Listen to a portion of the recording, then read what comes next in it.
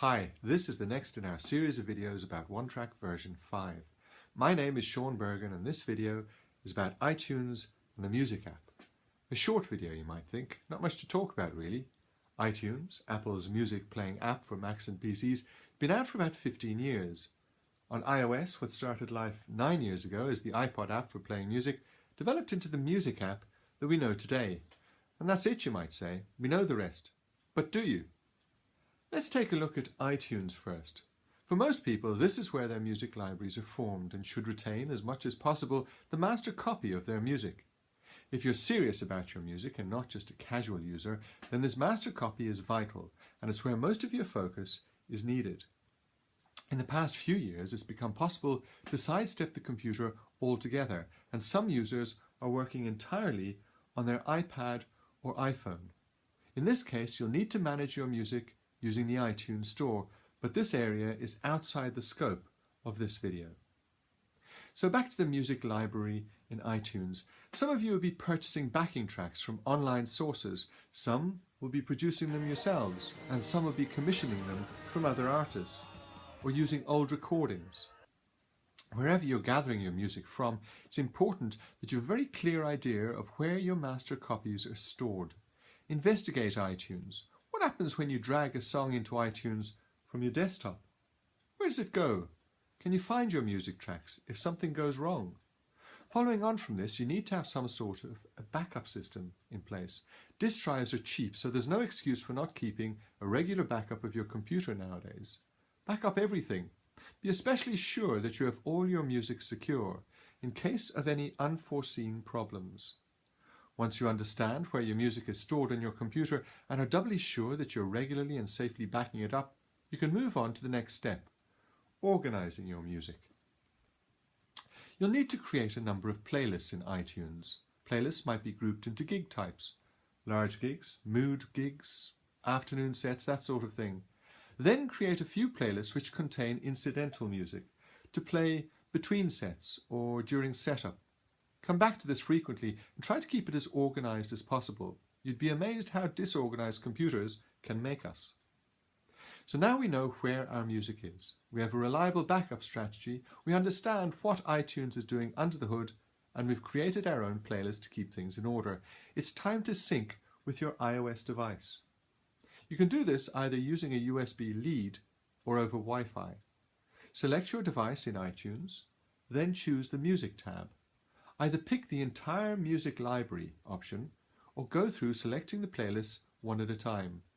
When you're happy, just tap the sync button. Okay, so far so good. Before we move over to the music app on your iOS device, I just need to digress slightly for a moment.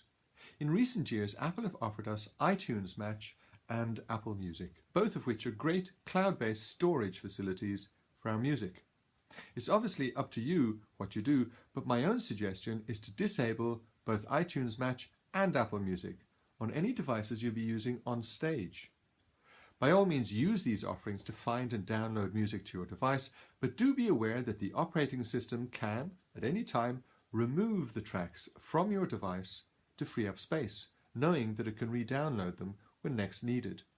Of course, re-downloading can be a problem if you're on stage and the internet signal is weak.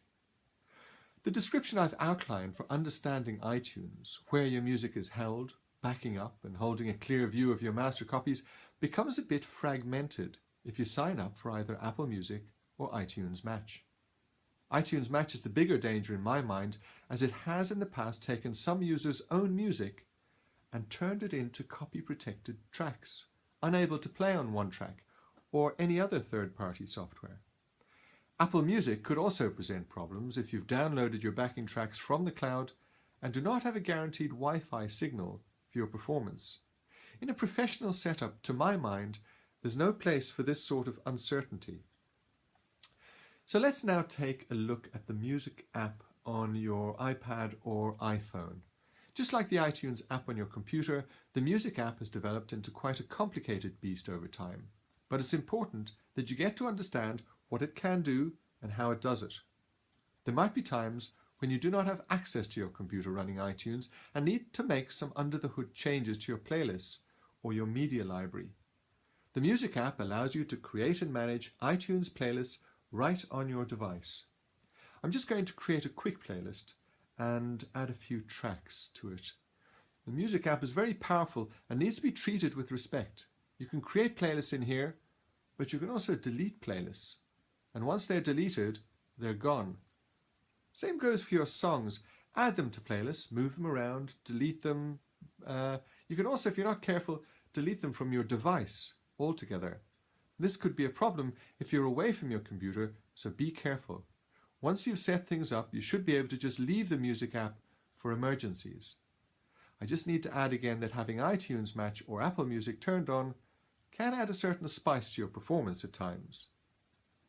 So what, you might ask, does all this have to do with OneTrack? Why have I spent all this time whittering on about iTunes and the Music app? You see, OneTrack uses iTunes playlists as a foundation for what it does. Without a healthy iTunes media library and a healthy understanding of iTunes, you're liable to get into problems using OneTrack. Check out the setlist video for an explanation of where OneTrack takes things from here. OneTrack and its setlists effectively float above the iTunes media library. OneTrack and any other third-party apps cannot delete either music or playlists from the iTunes media library. Hopefully this has given you a clear idea of the roles that iTunes and the Music app play in creating and managing a foundation for OneTrack. Check out the other videos in the series for information on all aspects of OneTrack. And if you get the chance, do take a look at the user manual. Thank you.